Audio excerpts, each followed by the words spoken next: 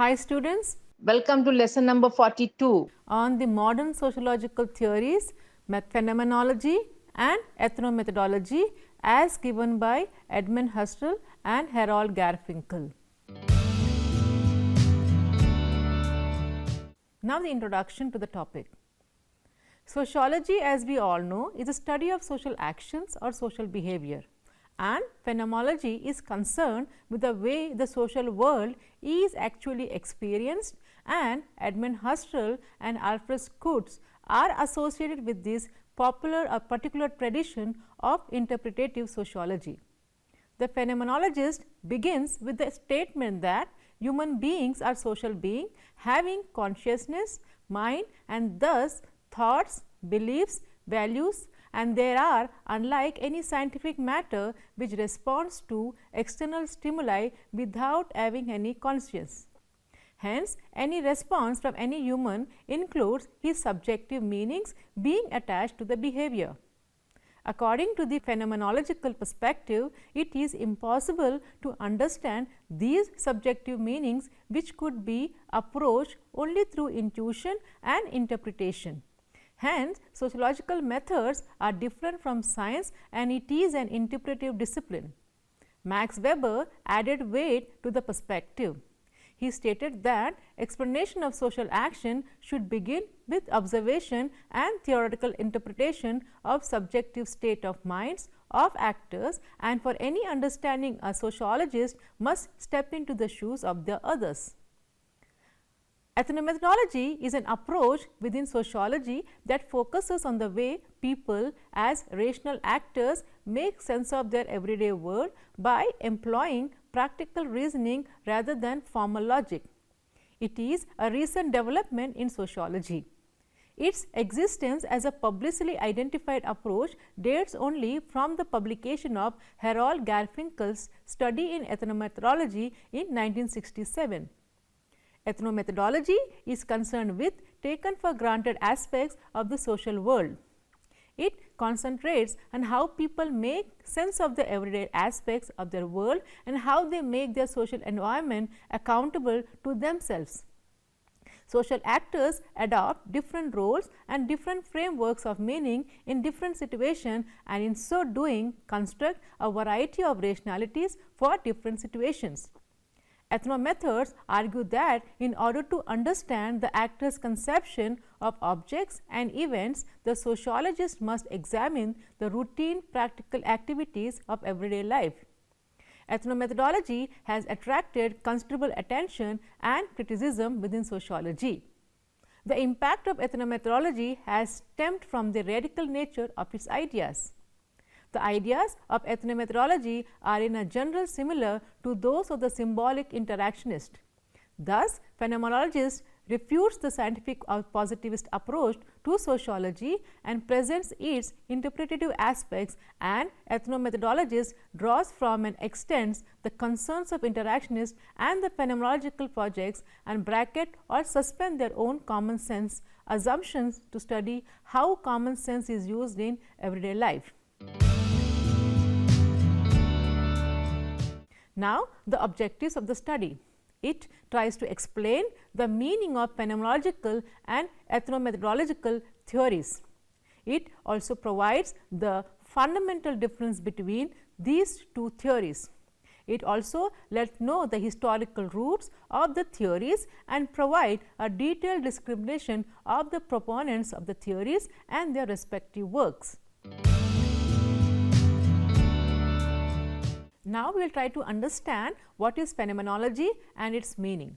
Phenomenology is derived from the Greek word that is phenomenon, that which appears, and logos, which means study, is the philosophical study of the structures of subjective experience and consciousness. As a philosophical movement, it was founded in the early years of the 20th century by Edmund Husserl, who was later expanded upon by a circle of his followers at the universities of Göttingen and Munich in Germany. It then spread to France, the United States, and elsewhere, often in contexts far removed from Husserl's early work.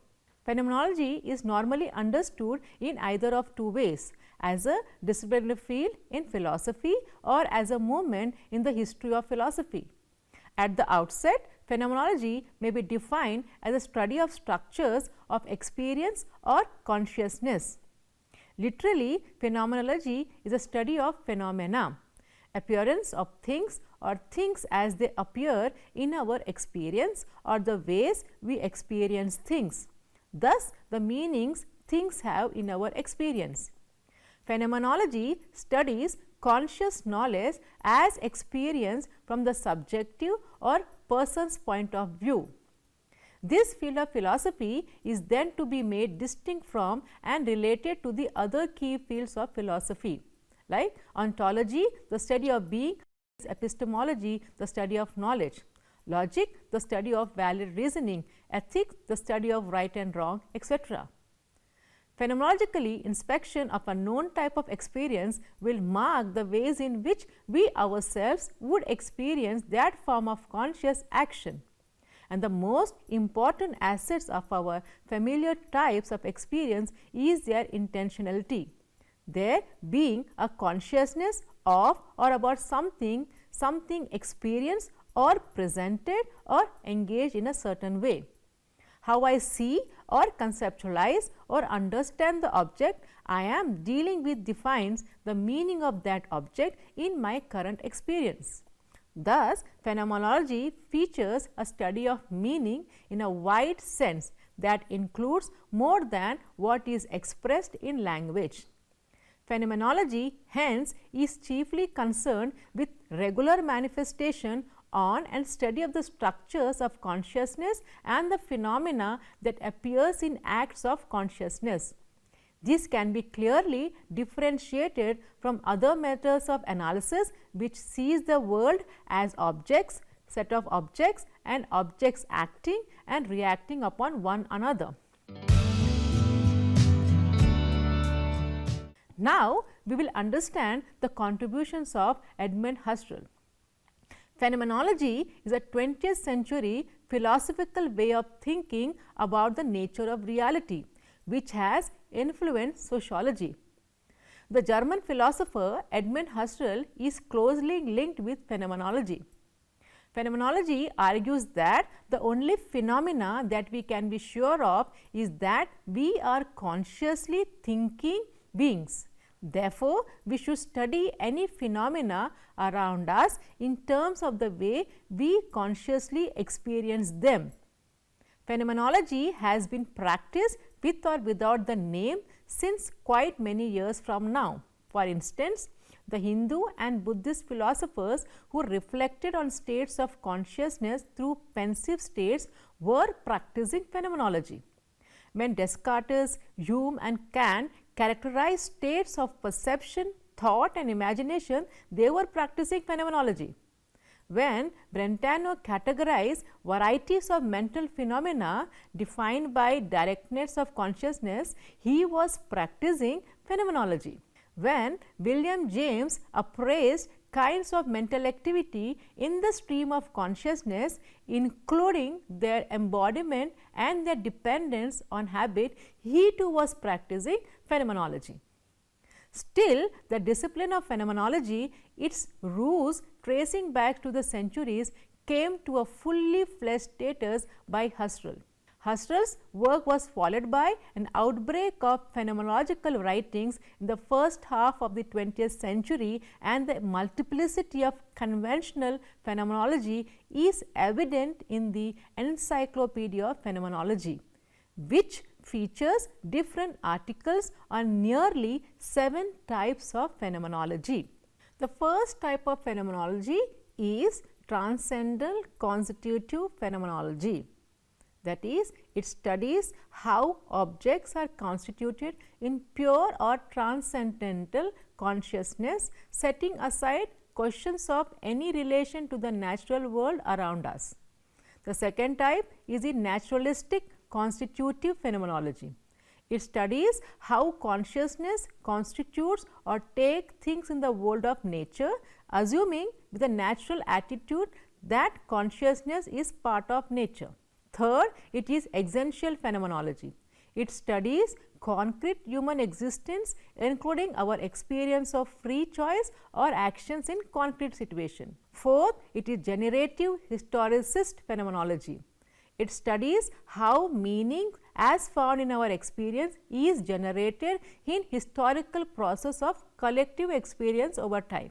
Fifth type, it is genetic phenomenology. It studies the genesis of meaning of things within one's own stream of experience. Sixth, it is hermeneutical phenomenology. It studies interpretative structures of experience, how we understand and engage things around us in our human world, including ourselves and others. And the seventh type, it is realistic phenomenology. It studies the structure of consciousness and intentionality, assuming it occurs in a real world that is largely external to consciousness and not somehow brought into being by consciousness. In his book Logical Investigation, Husserl delineated a composite system of philosophy, moving from logic to philosophy of language to ontology, that is the theory of universals and parts of wholes, to a phenomenological theory of intentionality, and finally to a phenomenological theory of knowledge. Then in ideas, he focused exactly on phenomenology itself. Husserl defined phenomenology as a science of the essence of consciousness centered on the defining trait of intentionality, approached explicitly in the first person. Thus, phenomenology is a study of consciousness, that is, conscious experience of diverse kinds as experienced from the first person standpoint. In this discipline, different forms of experience are studied just as they are experienced from the outlook of the subject existing through or performing them. Thus, human beings typify experience of seeing, hearing, imagining, thinking, feeling, wishing, desiring, willing, and also acting, that is, embodied activities of walking, talking, cooking, carpentering, etc. However, not just any categorizing of any experience will do. Ethnomethodology and its meaning. Ethnomethodology means the study of the methods used by people. It is concerned while examining the methods and procedures employed by members of society to construct, account for, and give meaning to their social world. Ethnomethodologists draw heavily on the European tradition of phenomenological philosophy and in particularly acknowledge a depth to the ideas of the philosophers, sociologist Alfred Schutz. Many ethnomethodologists begin with the assumption that society exists only in so far as members perceive its existence. With this emphasis on members' view of social reality, ethnomethodology is generally regarded as phenomenological approach. Ethnomethodology is a developing perspective which contains a diversity of viewpoints. One of the major concerns of sociology is the explanation of social order. From the results of numerous investigations, it appears that social life is ordered and regular, and that social action is systematic and patterned. Typically, the sociologist has assumed that social order has an objective reality. Ethnomethodologists either suspend or abandon the belief that an actual or objective social order exists.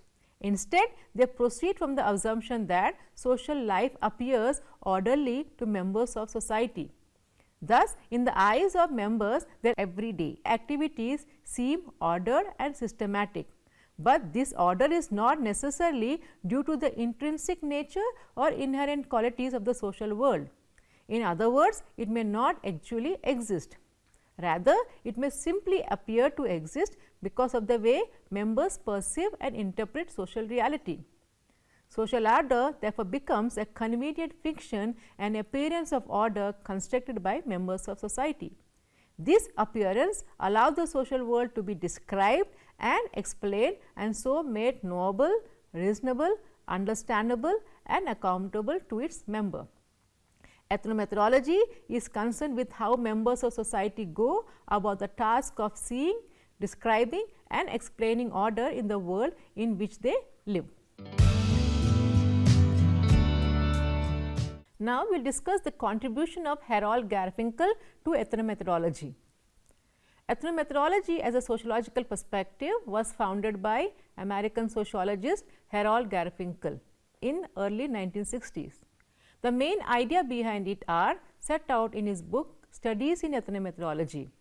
It differs from the sociological perspective in the way that which all the perspectives presuppose that social world is orderly. Ethnomethodology out with the assumption that social order is illusory. For them, social order is constructed in the minds of social actors as society confront the individual as a series of sense, impressions and experiences which she or he must somehow organize in a coherent pattern.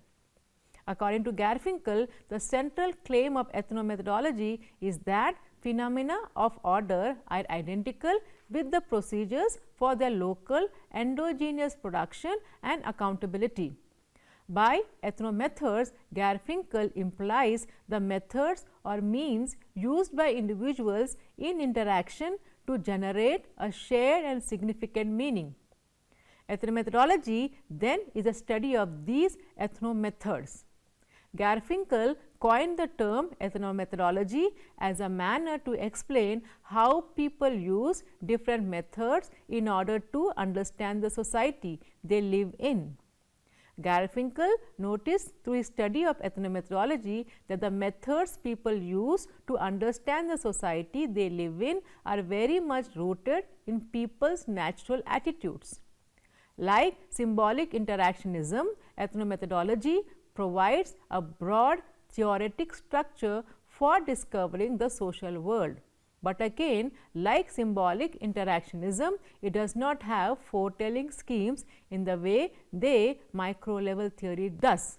However, ethnomethodology approaches interactions in a different manner.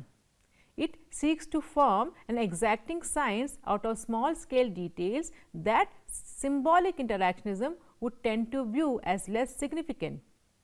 Garfinkel viewed that ethnomethodology is a theoretical approach premised upon the belief that human interaction is always carried out within an accord without which no interaction can take place.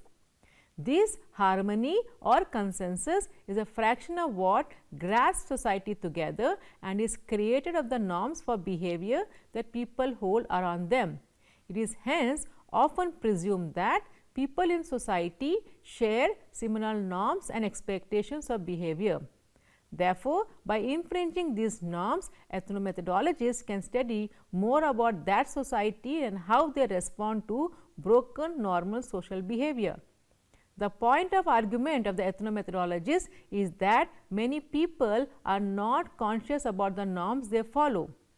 It is this sense of ignorance that deters them from explaining what norms they actually follows. It is hence the responsibility of ethnomethodologists to expose those norms and behaviors. Quite often, the ethnomethodologists employ creative methodologies to unravel the prevalent social norms by postulating smart ways to interrupt normal social interaction. In a famous series of ethnomethodology experiments, college students were asked to pretend that they were guests in their own home without telling their families what they are doing. They were instructed to be polite, impersonal, use terms of formal addresses like Mr. and Mrs. and to only speak after being spoken to. When the experiment was over, several students reported that their families treated the episode as a joke. One family thought their daughter was being extra nice because she wanted something, while others believed their son was hiding something serious. Other parents reacted with anger, shock and bewilderment, accusing the children of being impolite, mean and inconsiderate. This experiment allowed the students to see that even the informal norms that govern our behavior inside our homes are carefully structured. By violating the norms of the household, the norms become clearly visible. hence breaching has various propositions. That is, first it shows just how habituated we are in regard to certain kinds of interaction unfolding in certain kinds of ways. Yet, we concurrently are considerate to the developing sense of the interaction. Garfinkel pointed out that ethnomethodologically, research teaches us that society behaves as if there were no other way to do so.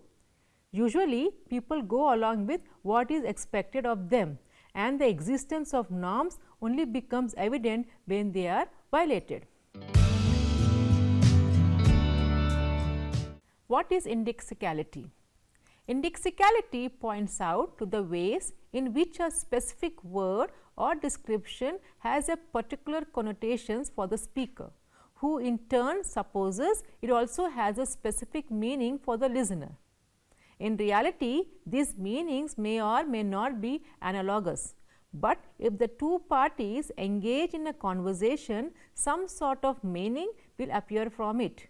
Even if it is nothing more than that the two participants do not comprehend each other, but usually we enter into conversation with others assuming that we have a shared or common understanding. Furthermore, indexicality proposes that even where there is shared meaning, individual meanings might still come out and assist in shaping the emergent meaning. For example, perhaps the American flag has a similar meaning for two people, but if one had a son or daughter who died in battle, the meaning might be somewhat different for this individual, and this difference might divulge itself in conversation. Garfinkel regarded indexical expression like here, now and me as key terms as they alter their meaning depending on when and where they are used. Such terms are referred as indexicals as they indicate the situational context in which they are produced. Garfinkel contributed that such expressions go beyond here, now, etc. and include any and all utterance that members of society produce. Garfinkel viewed that speech tends to be basically non-objective in real experience in spite of the likelihood for shared objective meaning.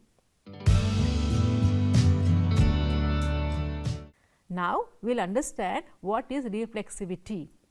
As Garfinkel specified that pervasiveness of indexical expressions imply that all forms of action provide for their own understandability to the methods by which they are produced, that is, action has a property of reflexivity, whereby such action is made meaningful in the light of the very situation within which it is produced. He, however, furthered that the contextual setting ought not to be considered as a passive background for the action. Reflexivity essentially implies that members figure action in relation to context, while the context itself is constantly being redefined through action. The early insight into the significance of reflexivity occurred during the study of jurors' deliberations, wherein what jurors had decided was used by them to reflexively organize the plausibility of what they were deciding. Other investigation discovered that parties did not always know what they meant by their own formulations. Rather, verbal formulations of the local order of an event were used to gather the very meaning that gave them their logical sense. Garfinkel affirmed that the issue of how practical actions are tied to their context lies at the heart of ethnomethodological inquiry. Quite often, Garfinkel has exemplified ethnomethodological analysis through illustrating service lines. It is common fact to stand in a line for cues or an integral part of our everyday social life within which all participate to carry out daily codes. In other words, line may seem impromptu and routine, but they exhibit an internal member produced embodied structure. A line is witnessably a produced social object. It is in Durkheimian terms a social fact. Participants' actions are seeably what they are, such as occupying a position in a queue, rely upon practices that the participants engage in relation to others, practices in the close environs. To be familiar with someone as in a line or to be seen as in line ourselves requires consideration to bodily movement and bodily placement in relation to others and to the physical environment that those movements also comprise. This is another sense that we consider the action to be indexical. It is made significant in the ways in which it is attached to the situation and the practices of members who create it. The ethnomethodologist's job is to scrutinize how members' ongoing behavior is a component aspect of this or that course of action. Such analysis can be applied to any sort of social matter. Example, being female, following instructions, performing a proof, participating in a conversation. These topics were used to delegate all kinds of inquiry that ethnomethodology was proposed to embark on. The research methods generated by ethnomethodology are inseparable from the theoretic assertions about society, and tools such as tape or video recorder are crucial. The ethnomethodologist will play back the recorded interaction countless times to discover the surfacing of its social meaning. For at its core, ethnomethodology, similarly to phenomenology, sees the nature of society as indivisible from the skill to analyze it. An additional vital tool for the ethnomethodologist is a stopwatch which would help in interpretation of the length of the pauses people make between utterance. For example, consider someone pausing or saying while talking his or her wedding vows. The whole meaning of the ceremony might be tainted. In a similar sense, the term etc. is used as a kind of verbal shortcut, that is, people leave out details that they feel are irrelevant given who the audience is. For example, if you meet your best friend every Friday night for pizza, you might call him or her up and simply say, should we meet on Friday, and leave out the stress on eating pizza. The ethnomethodologist should listen to conversations frequently to collect the faint but significant presence of the etc. principle in conversation. Garfinkel's work has been a major founding base of innumerable theorists, and researchers have contributed to the development of ethnomethodology and specific kinds of studies thereof. A key area of sociological study that has stemmed from ethnomethodology has been conversation analysis. It works from the position that the conversation is the essential form of interaction and essential to conversational analysis. It is the concept of turn taking. In other words, conversations are analyzed from the standpoint that the meaning of the conversation is formed around this belief of each speaker taking a turn. Conversation analysts will study in depth shifts of topic or tone, interruptions or other key moments on the basis of each people's turn to speak. Now, on conversation analysis.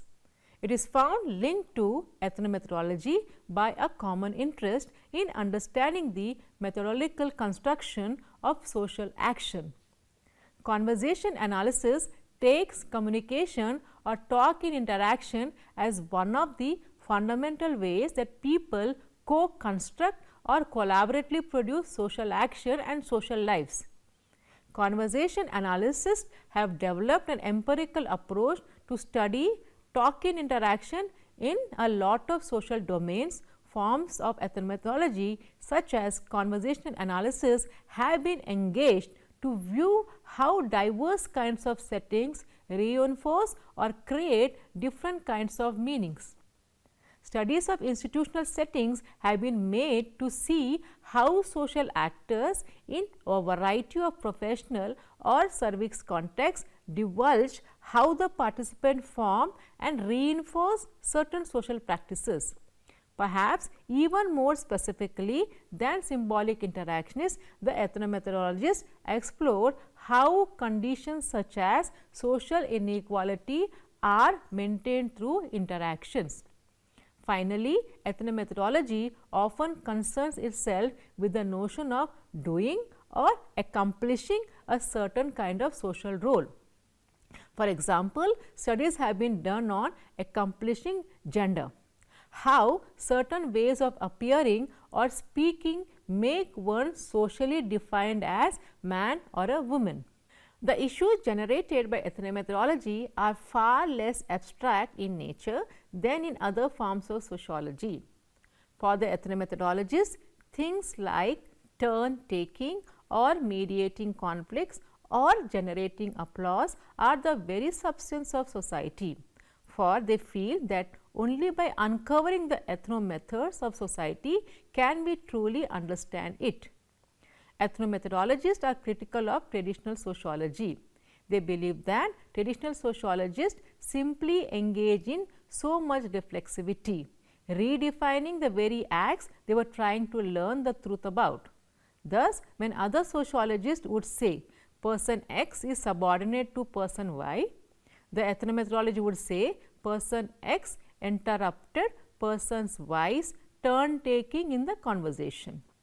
For ethnomethodologists, the everyday world of conversation is commendable as a topic within itself, and it is not just a reflection of a topic. Critics of ethnomethodology dispute that it concerns itself with relatively insignificant matters and not on bigger issues surrounding stratification, production of goods or bureaucracy. Even with methodology, there have been concerns raised as to the specificity of certain studies, without which much attempts to link the findings to larger social issues or even the phenomenological mental processes underlying the interaction. On equilibrium, while some support ethnomethodology, others do not. For some, it studies essential and important aspect about the life experience, but the opponents mark it as trivial and simple. Now, we will understand the common methods used by phenomenological and ethnomethodological studies. And the first method used by both are the participant observation. This involves researchers immersing him or herself in the daily lives and routines of those being studied. This often requires extensive work in the setting being studied. This is called field work. The observer adopts a phenomenological stance while doing observation. This is a position that questions the objectivity of lived experience in order to explain how the people being observed construct this experience together. Observing some aspect of social life and the communication between actors that construct that lived experience may also be accomplished by video recording the interaction between actors. This is a common data collection method used in conversation analysis. The another method is interviewing. Phenomenologists and ethnomethodologists may also learn about how a particular aspect of social life is constructed or perceived by people by speaking with informants or members of a particular social group. Talking with informants is called interviewing. Interviews vary in degree of formality, that is informal interview to semi-structured to structured interviews. The other method is collection of artifacts and text. Phenomenologists and ethnomethodologists may learn how social experience is organized and accomplished by meaning or examining how artifacts, example written protocols, charts, flow sheets, educational handouts or materials are used by members of a group in daily life. Phenomenologists and ethnomethodologists may also conduct small experiments designed to reveal our taken for granted assumptions regarding social life. Now, let us sum up the whole thing. Phenomenology, the study of phenomena, appearance of things or things as they appear in our experience or the ways we experience things. Thus, the meaning things have in our experience. Phenomenology studies conscious knowledge as experience from the subjective or first person's point of view. Social structure is a sum total of these typification and the chronic patterns of interaction established by means of them. As such, social structure is a necessary element of the reality of everyday life. Husserl's phenomenology maintains that it is a study of consciousness as experience from the first person standpoint. Garfinkel pointed out that ethnomethodological research teaches us that society behaves as if there were no other way to do so. Usually, people go along with what is expected of them and the existence of norms only becomes evident when they are violated.